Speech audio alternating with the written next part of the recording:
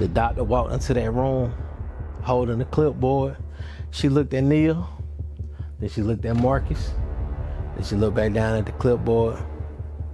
Almost like she was trying to figure out the safest way to say what she had to say. And she finally said it. Neil, your test results came back and one of them was positive. Now Marcus, he looking confused. He looked at the doctor, then he looked at Neil, and then he looked back at the doctor and he was like, positive for what? But Neil, she ain't ask no questions. She ain't look confused. She ain't even look surprised, man. All she did was just drop her head. And right then and there, that's when Marcus knew that this wasn't her first time hearing about this.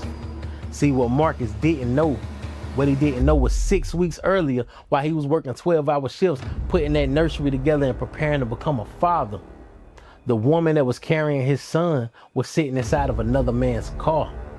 And what happened inside of that car didn't just follow her back home. Nah, it followed her to that doctor's office. Hell, it followed Marcus in that doctor's office as well, man. But what everybody was waiting to find out was if it had followed that unborn baby too.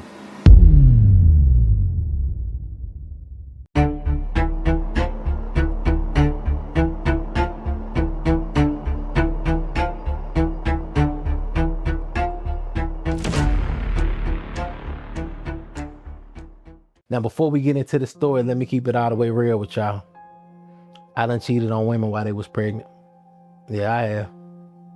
Now, I'm not proud of that. I promise you, I'm not proud of it. And I'm not saying it to sound cool and nothing like that. And I'm for damn sure not saying it like I'm some type of relationship guru with a cape on about to fly down here and save everybody. Nah, that's not why I'm saying it. I'm saying it because I understand how selfish you gotta be to do something like that. I do, man. And at the time, I wasn't thinking about everything that could have happened. I was thinking about what I wanted at that moment. I was thinking about what I wanted at that moment. I wasn't thinking about what I could have brought back home. I wasn't thinking about the baby. I wasn't thinking about how reckless one decision that I made could have changed everybody's life. I was thinking with the wrong head, and I was letting the other one sit in the passenger seat without a seatbelt on. And thank God that I didn't contract anything to hurt that woman or that baby. But let me tell y'all something. Being lucky is not the same thing as being safe. See, a lot of us, we call it being careful, when the truth is we just didn't get caught by the consequences. And sometimes the consequences, they don't show up as lipstick on a collar. They show up as test results. All right, so boom. Neil, she was 29. Marcus, he was 32.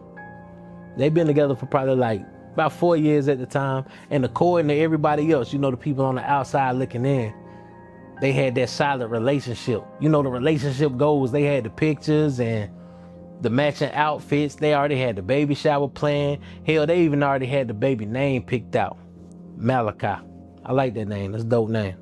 See, Marcus, he was excited about becoming a father for the first time. This man, he had the app on his phone telling him what size the baby was every week. Every Monday morning, he'll wake up checking the app, talking about, hey, the baby, hey, he the size of an avocado. He the size of an avocado. Then the next week, hey, the baby, he the size of a mango. He the size of a mango. And by the time that baby got to be the size of a cabbage, he already memorized the whole produce section. Man, this man, he never bought a papaya a day in his life, but he knew exactly how big one was.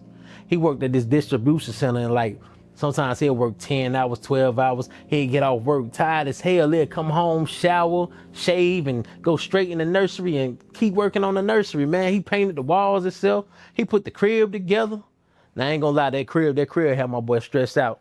It looked like the instructions was written by somebody who just hated fathers with a passion, man. They had 27 screws, 14 wooden pieces, one of them little Allen wrench things, man. Man, that Allen wrench had this grown man questioning whether he had the ability to provide for his family, man. But he finished it. It wasn't all the way right, but he finished it. And he finished it with love. The crib was a little lopsided. I ain't gonna lie, the baby, he gonna be sleeping at a slight incline, but he finished it with love, man. And at nighttime, he'll lay next to Neil, rubbing on her stomach, talking to the baby. Hey, daddy right here. Daddy can't wait to meet you. And I promise you, you're gonna have everything in this life that I never had. And see, Marcus, he was preparing to take care of his family. But Nia, she was quietly disappearing inside of it. Now listen, that don't excuse what she did. I need y'all to understand that feeling lonely does not give you permission to play with somebody else's health. Nah, man, it don't. Feeling ignored does not turn cheating into therapy. But if we gonna understand how all of this happened, we're gonna have to tell the whole truth. The whole truth. Now, pregnancy, it was hard on Nia. It was hard on her. It was hard on her body. Her body was changing. Her emotions was all over the place, as most of y'all women emotions be when y'all pregnant. She didn't feel like she was attractive. She just didn't feel like herself no more. And everybody and their mama kept asking about the baby. Oh, how's the baby? When's the baby due? Is the baby kicking yet? What y'all gonna name the baby? But in Nia's mind, nobody ever asked, how was Nia? And Marcus, he loved her, bro. He loved her. He did. He really loved her, man. But Marcus thought that working harder was the same thing as loving better. And see, that's where a lot of us men get stuff messed up. We get it messed up. We'll say, hey, man, I'm paying all of these bills. I'm working every single day. I'm working 12-hour days, man. I'm making sure we got somewhere to live. I'm making sure the lights on. I'm making sure the car payment's paid, the car insurance paid. Because in our mind, we think that's our love letter. We think paying the mortgage is our love letter. We think making sure the energy bill is paid is our love letter. We thinking making sure the internet is on, we need a standing ovation. Because providing do matter, but don't get it twisted. Sometimes taking care of the house is cool, but you got to pay attention to the woman that might be feeling lonely inside of that house that we taking care of, man. And Nia, she felt like that she wasn't being seen no more. And Marcus felt like he was seeing her because he was paying the bill. Now, both of those thoughts can be real at the same time. But this is where the lines get crossed. Instead of Nia telling Marcus that she was feeling a disconnect, she started talking to somebody else. And his name was Dre. Now, Dre, he was somebody that she used to deal with before she met Marcus. Now, let me explain this thing about these exes, man, because you know these exes, they don't really show up. They don't really show up saying, hey, what's good? I'm about to destroy everything that you done built. Nah, they show up calm, cool, collected. They show up casual, man. You know, they slide in soft. They might reply to a little story. They might laugh at an emoji or something like that. They ask little harmless questions. And that's exactly how Dre came back into the picture. Nia, she posted a picture. It wasn't nothing too crazy. It was just a little mirror picture, you know, something before work. And Dre, he responded, you still look good. 4 words. That's all it took. You still look good. Because Nia hadn't felt good in months, those words landed a little bit harder than they should. She looked at that message. She closed it. She opened it up again. Then she typed something. Then she deleted it. Then she finally responded. Thank you. Now listen, most cheating, it don't start in a hotel room. It starts when somebody receives attention that they were starving for and they decide to keep the back and forth going. See, the first message wasn't the whole problem. The problem was that she enjoyed how that message made her feel. And instead of closing that door, she cracked that motherfucker open, man. And see, Dre, all he did was just ask her how she been doing. And, you know, she was like, pregnant. He said, congratulations. Then he asked her, was she happy? Now, that's a dangerous ass question coming from the wrong person. Because are you happy? It sounds innocent, but depending on who asking that question, it might be a crowbar. See, they ain't checking on your happiness. They checking the locks in your relationship. They checking the locks in your relationship. And Nia, she could have said, yeah, I'm happy and left it alone. But instead, she said, I don't know. And that I don't know gave Dre everything that he needed. Because now he knew that it was a crack. He didn't have to break down the door. He didn't have to break down the door. He just had to keep pushing in the same spot. That's all that he had to do. They started talking a couple days. And then they started talking every day. One conversation. You know, it started off regular, you know, work, pregnancy, old memories and stuff like that. Then Nia, she started telling Dre a lot of the things that she wasn't telling Marcus. She told him that she didn't feel attractive no more. She told him that Marcus was always tired. She told him that they barely went out anymore. They ain't really go out no more like that. She told him that she just felt like a mother now. That's all she feel like. And every time that she complained, Dre knew exactly what to say. You deserve to feel wanted. If you was mine, I'd never make you feel like that. I always thought you was beautiful. Now, of course, he knew exactly what to say. He wasn't paying no bills. He wasn't building no crib, painting no walls. He wasn't working no 12-hour shifts. His whole job was just sending 12 words. See, it's easy to sound emotionally available when your only responsibility is keeping the conversation interesting. Marcus, he was competing against a man with no pressure, no obligations, and an unlimited battery life. But Nia, she didn't see it that way. Nah, all she knew was that Dre listened. Dre noticed her. Dre made her feel like a woman again, and that attention became her little escape. And that escape became a secret. And once you start protecting the connection from your partner, you already know that it's not innocent no more. If it's so harmless, why the conversation gotta disappear? If y'all just friends, why does your phone suddenly need more security than Fort Knox? It need the password changed. Your notifications, they hidden now. Your phone is flipped upside down. You taking calls in the bathroom now. Hell, you holding the phone up in the shower above the water like the Statue of Liberty, man. And you talking about privacy. Nah, your phone ain't private. Your phone ain't private. Your phone is in witness protection is what it is. And Marcus, he noticed the changes. He noticed her smiling at her phone. He noticed that she was closing apps every time that he walked over. He noticed every single thing, man. He noticed that she started taking the phone with her everywhere. And then one night he asked her, who you talking to? She was like, nobody. Now nobody is a busy motherfucker. Nobody texts all day. Nobody call late at night. Nobody got your woman smiling. Nobody got you hiding your phone in the bathroom and stuff like that. That nobody is undefeated, man. But Marcus, he asked again, you sure? Then Nia, she got irritated. Why you always questioning me? Now notice what happened. He asked her one question, and she turned that question into an accusation. She turned that question into an accusation, and then she turned that accusation into an argument. And by the time the conversation ended, Marcus was apologizing for noticing what she was hiding. That's how guilt works sometimes, man. It don't always make people quiet. Sometimes guilt get loud. Sometimes the person that's doing wrong becomes the offended person in the room, because anger is easier to perform than honesty. The more that Nia would talk to Dre, the more irritated she would become with Marcus. Things that she used to appreciate started getting on her nerves, man. Marcus would come home from work tired, and instead of seeing a man working his ass off, she just seen a man that didn't have enough energy for her. He would go into the nursery, and instead of seeing a father preparing for his son, she saw somebody that was avoiding her.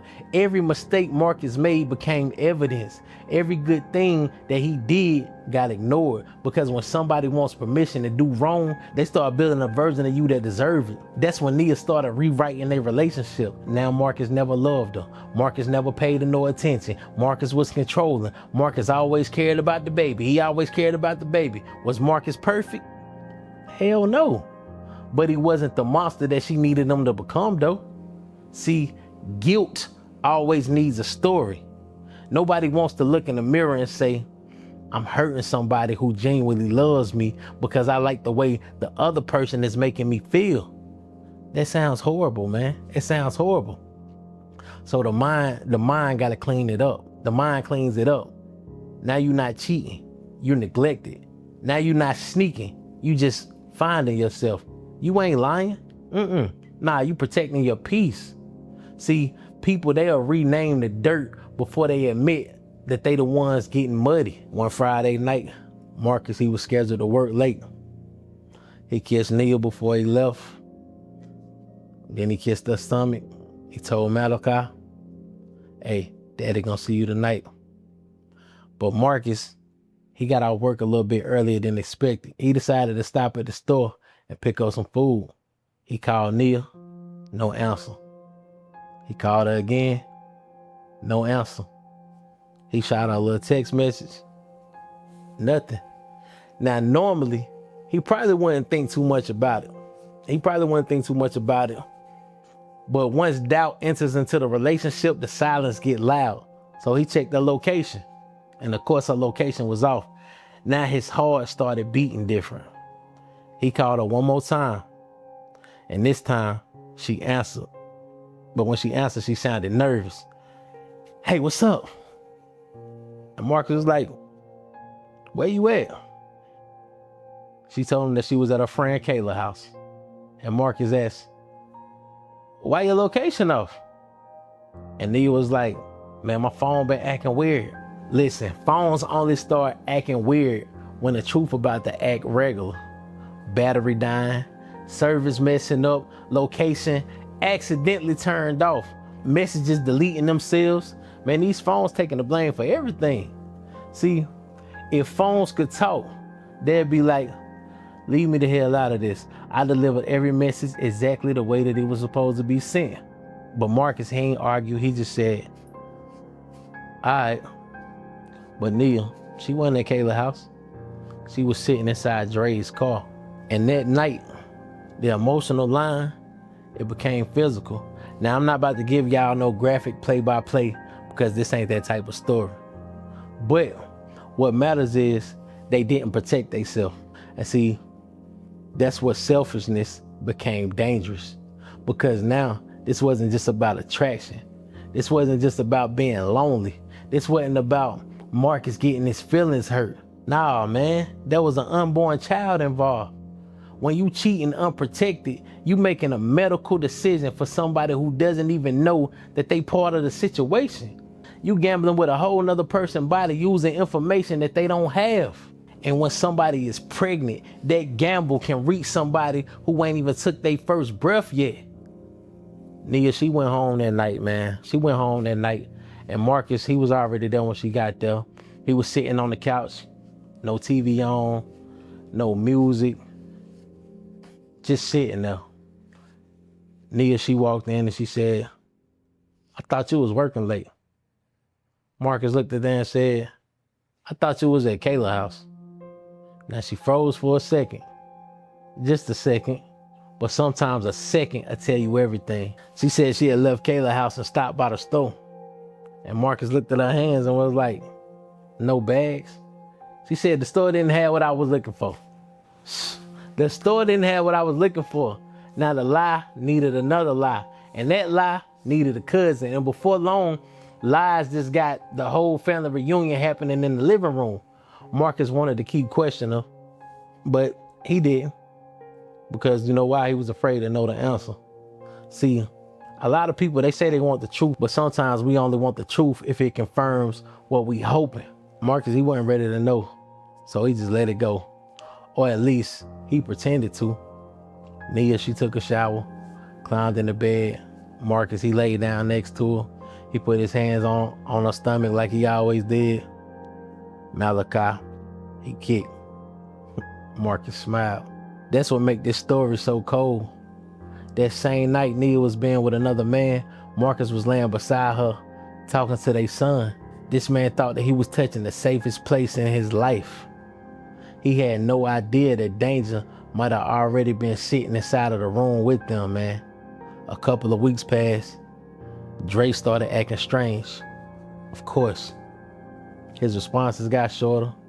He stopped calling as much. Nia was asking like, "What's wrong? What's wrong?" He didn't say nothing. But one afternoon, he finally hit her up and he told her that somebody who he had been dealing with before Nia had contacted him, and she had tested positive for an infection. Dre said that he hadn't got tested yet. But Nia's whole body went cold. She asked him how long had he known. And he was like, "Just a few days." A few days. This man had been walking around with information that could affect Nia, Marcus, and that unborn baby. And he waited a few days because he was scared of the conversation. See, that's the shit that people don't talk about. Everybody want grown person freedom, but don't nobody want grown person responsibility. People want access to your body without being responsible for what they might bring into it, man. And Nia, of course, she panicked. She started searching symptoms on ChatGPT and Google. You know, when you Google some shit, it's gonna make you feel like you dying. And because she didn't feel sick, she started trying to convince herself that she was okay, that she was fine. See, this is one of the most dangerous things about an infection. You can feel normal.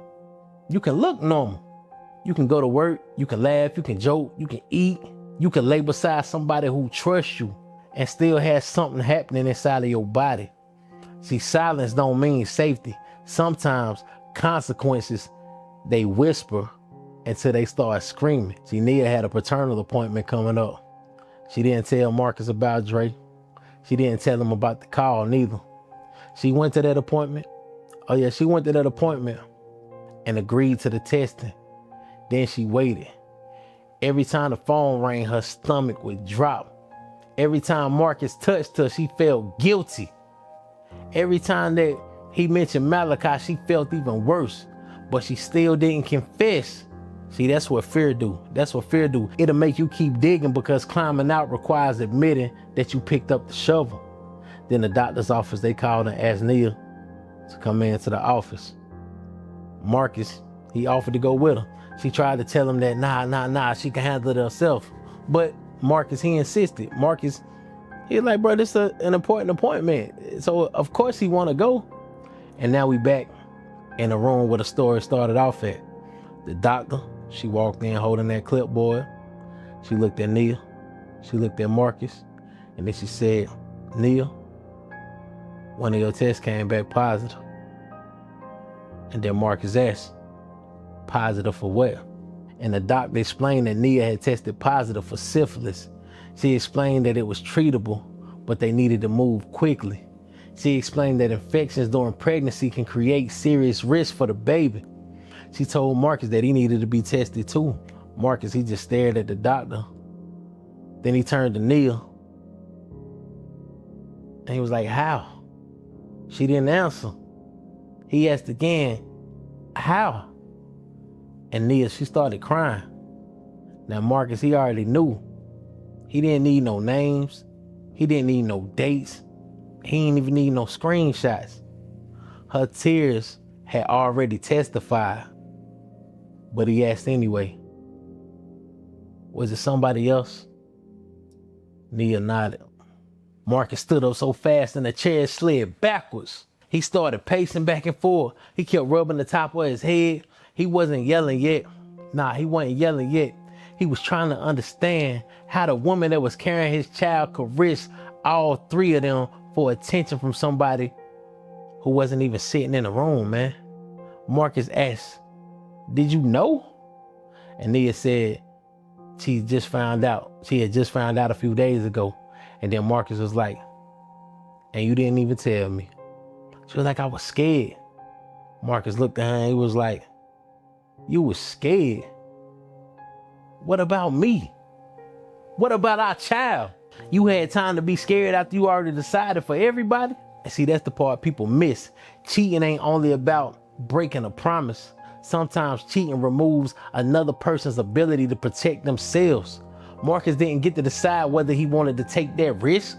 Malachi for damn sure didn't get to decide. Nia made that decision for both of them. Marcus got tested. His test came back positive too. This man hadn't been with nobody else the whole relationship. He been faithful. He been coming home, going to work, building nurseries, preparing for his son. And now he's sitting inside of a clinic being treated for something that he never agreed to, man. Can you imagine the feeling? You trusted somebody so completely that you never thought that you needed to protect yourself from them. Then you find out the person that you consider home became the place that danger entered, man. Marcus was furious, but underneath that anger, he was terrified. He kept asking the doctor about Malachi. Is my son okay? What happens now? Can this hurt him? Can you treat it? That man's heart had been broken. His health had been affected, and his thought was still about the child first. The doctors, they treated Nia. They monitored the pregnancy closely. Marcus, he received treatment too. And thankfully, Malachi was born without no serious complications that everybody feared. But he still did need a follow-up. And for months, Marcus, he could relax. Every appointment brought back fear though. It brought back fear. Every time that the phone rang, he wondered if somebody had found something. Every time Malachi got sick, Marcus' mind would just go back to the doctor's office and stuff like that, man. And see, that's another thing that people don't understand. Even when the medical emergency get handled, the fear still gonna stay. The body can get treated faster than the mind. Now Marcus, he stayed involved through the pregnancy. He was there when Malachi was born. He held his son. He cried. But he didn't get back in a relationship with Nia, and people, they judged him for that. Some people told him, bro, she was pregnant. Her emotions, they was everywhere. They was all over the place. And some people, they told him, bro, you got to forgive the mother of your child. And some people was like, man, think about the family. But Marcus, he was thinking about the family. That's why he chose to be a father without pretending that he could still be her man. Forgiveness does not always mean reunion. You can forgive somebody and still decide that they don't have access to you no more. You can co-parent without reopening their relationship. You can want peace for somebody and still know that they're not safe for your heart. See, Nia, she wanted another chance. She told Marcus that she felt ignored. She told him that the pregnancy was making her feel unattractive. She told him that Dre made her feel seen. Marcus, he listened. Then he told her something that she never forgot. He said, I can accept that I wasn't loving you the way that you needed, but you could have told me without gambling with my life and our son's life. That's real accountability. Marcus didn't pretend that he was perfect. He admitted where he had been emotionally absent, but he refused to carry responsibility for the decision that made her cheat. See, some of y'all need to hear that. You can admit where you fell short without accepting blame for somebody else's choices they made behind your back. Maybe you did stop listening. Maybe you got a little bit too comfortable. Maybe you wasn't affectionate enough. Maybe the relationship, it was going through its little rocky phases and stuff like that.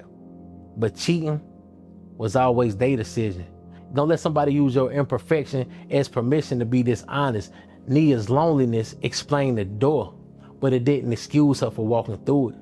And I want to be fair to Nia because she wasn't the cartoon villain. She was a human being who made a dangerous, selfish decision. She loved her son, and she had loved Marcus as well. She felt the same, she regretted it, but regret don't reverse that risk. Saying sorry does not make that test negative. Crying does not erase exposure. And feeling bad after the fact don't mean that everybody can return back to normal or the way that things was before. Sometimes accountability means accepting the person that you hurt may not be able to heal with you. Now let me bring this back to us, because I told y'all in the beginning that I've been on the wrong side of this thing too. I done cheated, I done lied, and I tried to clean that shit up after getting caught. I know what it feel like to want somebody to judge you by your apology and not your actions. But at the same point, I had to stop hiding behind explanations. I had to look at myself and say, man, you knew what you was doing. Maybe I did want variety. Maybe I wanted attention. Maybe I liked the chase. Maybe my ego needed proof that I could still get multiple women. Whatever the reason was, I still had responsibility to be honest. If you know you want multiple people, stop promising one person exclusivity just because that's what they need to hear to keep them around, man. Tell the truth. Let them decide whether they want to stay. You don't get to control somebody else's decision by hiding information that might make them want to leave. That's not love. That's manipulation with anniversary pictures. And if you are sexually active with multiple people, handle your health like an adult. Use protection. Get tested. Ask questions. Be honest with your partners. Don't wait until the symptoms show up. Don't wait until somebody call you panicking. Don't wait until a pregnant woman is sitting at the doctor's office. Your secret should never become somebody else's diagnosis. That line right there is way bigger than cheating. Your secret should never become somebody else's diagnosis. And if you the person that's not been cheated on, becoming uncheatable does not mean developing some magical power that controls another adult. You can't love somebody so perfectly that they lose the ability to lie. You can't cook enough. You can't have enough sex. You can't make enough money. You can't become attractive enough to control somebody else's character, because uncheatable means you stop abandoning yourself just to keep somebody around. You pay attention to the patterns. You ask the questions. You ask direct questions. You don't argue with what somebody repeatedly shows you. You establish boundaries before emotions get involved. And if somebody crosses those boundaries, you trust yourself enough to respond. Uncheatable does not mean that nobody will ever try you. It means that trying you comes with consequences. It means you ain't so afraid of losing somebody that you start losing yourself. It means that you would rather face an ugly truth than live inside of a beautiful lie. Marcus, he couldn't control what Nia did, but he could control what happened after he learned what the truth was. And he chose his son. He chose his health. He chose his peace. And he chose not to confuse forgiveness with another chance. And that was his reset. She had to become a mother while knowing one of the decisions that she made could affect her child before her child had even entered into this world. She had to co-parent with a man who no longer trusted her. She had to accept that saying that she felt unseen didn't make what she did acceptable. And she had to learn something that a lot of people learn too late. Attention feels good for the moment. Consequences stay after the compliments wear off. Dre told her, "You still look good." 4 words opened the door. But when everything fell apart, Dre wasn't at that doctor's office. He wasn't asking about Malachi. He wasn't holding her hand.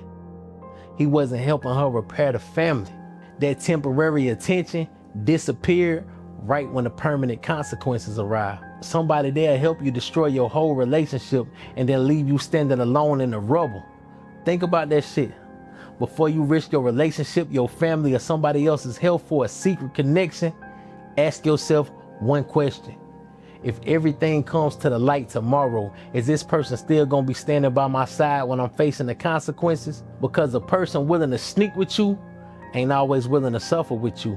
And anybody carrying a secret right now, handle it, man. Stop waiting for that phone call. Stop waiting for that screenshot. Stop waiting for that doctor. Stop waiting until the truth enters into the room without your permission. Get tested. Tell the truth. Give the other person the choice that you should have given them from the beginning. It may cost you your relationship, but continuing to lie can cost you a lot more in the end. Cheating becomes different when there's a child involved. Now it ain't only about who slept with who. It's about health, safety, family, and consequences landing on somebody who had nothing to do with the decision. That baby ain't asked to be in the middle of a grown person's confusion. Your child should never have to pay the bill for a secret that he didn't create. And I ain't looking down on nobody when I say this. Like I always say, I'm sitting right here beside y'all because I done did dirt myself. I done made selfish decisions and I done been blessed and lucky. But luck ain't a plan. Eventually, you either learn from what you survive or you keep repeating it until the consequences finally introduce themselves. So this story right here is a warning to protect yourself, protect your partner, protect your children. Tell the truth about what you want and stop calling something harmless just because the damage ain't showed up yet. If this episode made you think about somebody, share this episode with them, man. Not to embarrass that person, not to start an argument, but share it because sometimes one honest conversation can prevent a lifetime of consequences. Subscribe to the Hustle Reset podcast, man, because this right here is only the beginning of the Uncheatable Files. And the next story, it get even darker. A man felt something was wrong. He started checking phones. He started following locations, putting all of the pieces together. And when he finally discovered who his woman had been seeing, 3 people never made it home. That story starts with a phone vibrating in the middle of the night. And by the time somebody answered it, it was already too late.